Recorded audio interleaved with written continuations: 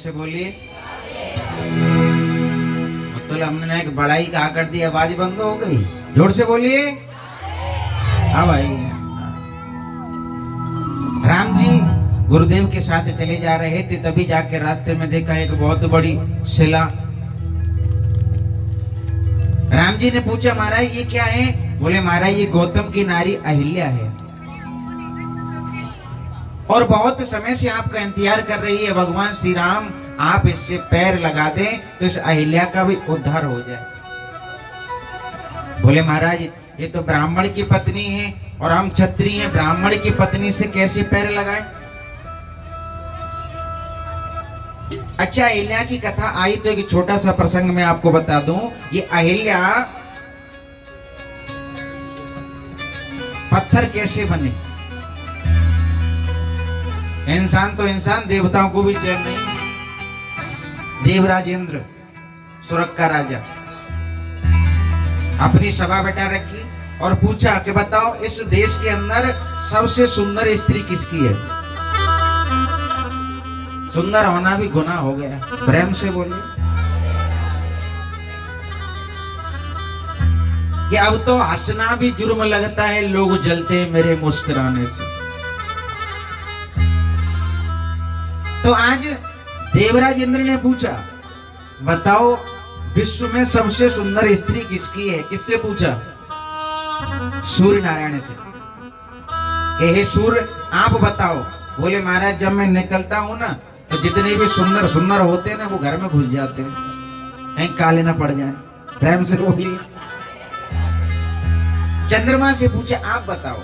जो चंद्रमा की जब चांदनी निकलती है ना तो सब बाहर निकलती है।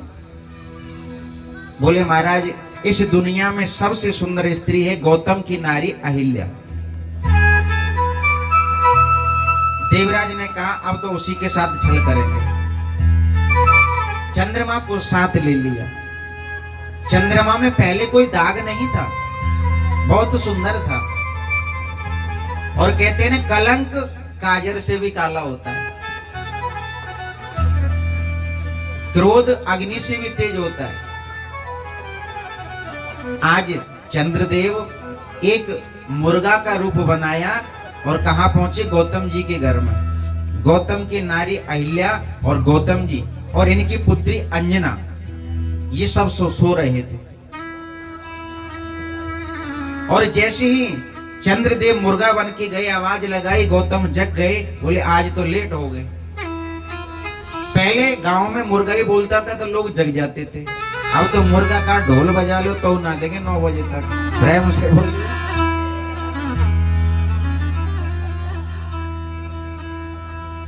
मुर्गा की आवाज सुनी, गौतम जगे। बोले आज तो विलंब हो गया, स्नान के लिए जल्दी चलना चाहिए।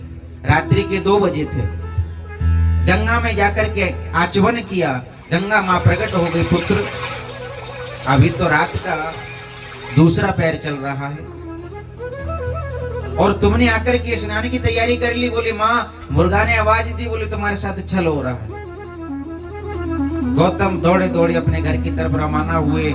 रास्ते में चंद्रदेव को देखा जो मुर्गे के रूप में थे। गौतम के कांधे पर मृग छाला थी जो इस मुर्गे में मारी चंद्रदेव में। तभी से इनके कलंक लगा और आधा चंद्रमा काला हो गए।